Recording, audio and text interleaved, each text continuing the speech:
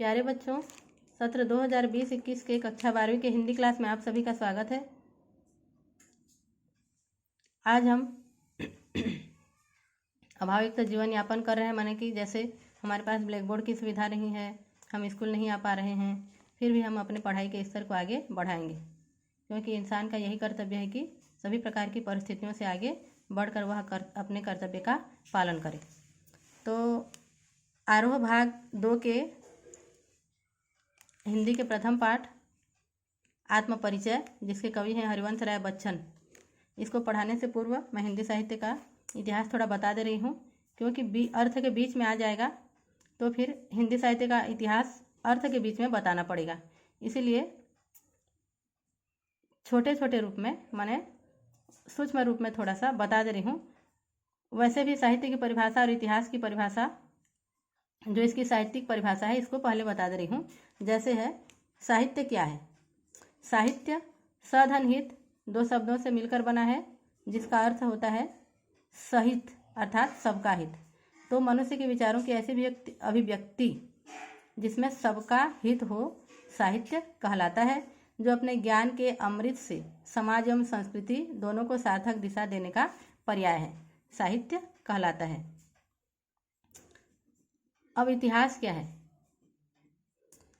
इतिहास अतीत का क्रमानुसार तथ्यात्मक वर्णन विश्लेषण इतिहास कहलाता है। अतः हिंदी साहित्य का इतिहास की परिभाषा, अतीत का क्रमानुसार ऐसा विश्लेषण जिसमें समाज एवं संस्कृति को सार्थक दिशा प्राप्त हो, साहित्य का इतिहास कहलाता है। तो हिंदी साहित्य के इतिहास का विभाजन तो अनेक आचार्यों ने किया है, जैसे डॉक्टर नगेंद्र, डॉक्टर धीरेन्द्र वर्मा, आचार्य रामचंद्र शुक्ल, हजारी प्रसाद द्विवेदी। परंतु आचार्य रामचंद्र शुक्ल के विभाजन को पहला प्रामाणिक और वैज्ञानिक इतिहास लेखन माना गया है। इनके विभाजन को ही वैज्ञानिक माना गया है, सार्थक माना गया है।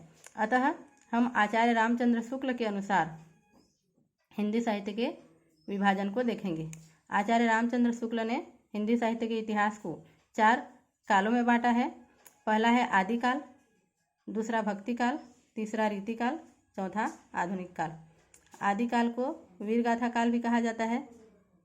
भक्तिकाल और रीतिकाल दोनों को मध्यकाल कहा जाता है। मध्यकाल का प्रथम भाग होने के कारण भक्तिकाल को पूर्व मध्यकाल कहा जाता है, और रीतिकाल मध्यकाल का अंतिम भाग होने के कारण इसे उत्तर मध्यकाल कहा जाता है। आधुनिक काल को गद्यकाल भी कहा जाता है। भक्तिकाल संवत में देखेंगे तो 1050 से 1375 तक, सन में देखेंगे तो 933 से 1318 तक। भक्तिकाल 1375 से 1700 तक, सन में 1378 से 1643 तक। रीतिकाल संवत 1700 से 1900 तक, सन में 1643 से 1843 तक। आधुनिक काल संवत 1900 से अब तक, और सन में 1843 से अब तक। अब हम आदिकाल का नामकरण और उसकी परिभाषा देखते हैं। आदिकाल का नामकरण अनेक आचार्यों ने किया है और इसे अलग अलग नामों से प्रस्तुत किया है प्रस्तोताओं ने। तो सबसे पहले हम देखते हैं आदिकाल को आचार्य हजारी प्रसाद द्विवेदी ने नाम दिया है, और डॉक्टर रसाल ने भी इसे आदिकाल कहा है। आचार्य रामचंद्र शुक्ल ने इसे वीरगाथा काल कहा है। महावीर प्रसाद द्विवेदी ने इसे बीज वपन काल कहा है। राम कुमार वर्मा ने इसे चारण या भाट काल कहा है। राहुल सांकृत्यायन ने इसे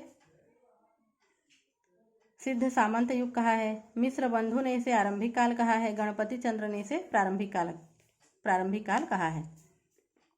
तो आदिकाल का अर्थ क्या होता है?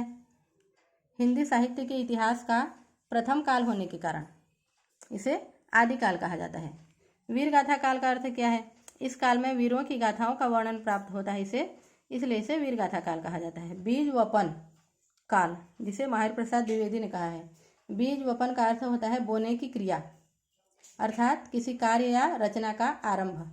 तो इस काल में हिंदी पद्य साहित्य की रचना का आरंभ हुआ, इसलिए इसे बीज वपन काल कहा गया है।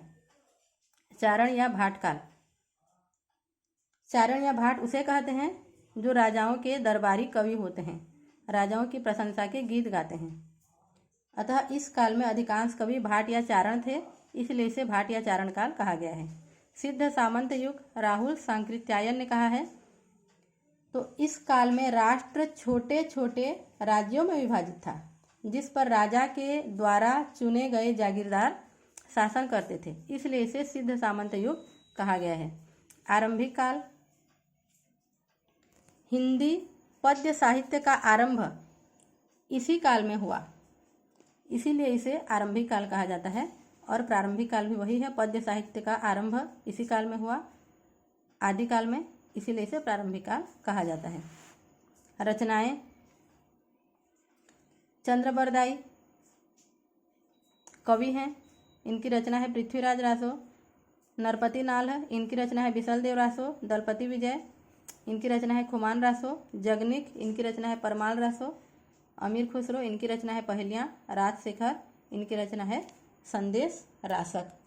अब आदिकाल की विशेषताएं क्या हैं, लक्षण क्या हैं, वैसे ही बता दे रही हूँ। इस काल में युद्धों का सजीव चित्रण हुआ, रासो काव्य की परंपरा थी, वीर एवं श्रृंगार रस की प्रधानता थी, संकुचित राष्ट्रीयता, जैसे मैं बताई हूँ आप लोगों को, सिद्ध या सामंत युग, जिसमें राष्ट्र छोटे छोटे राज्यों में विभाजित था, उसको बोलते हैं संकुचित राष्ट्रीयता, इसीलिए इसकी विशेषता है।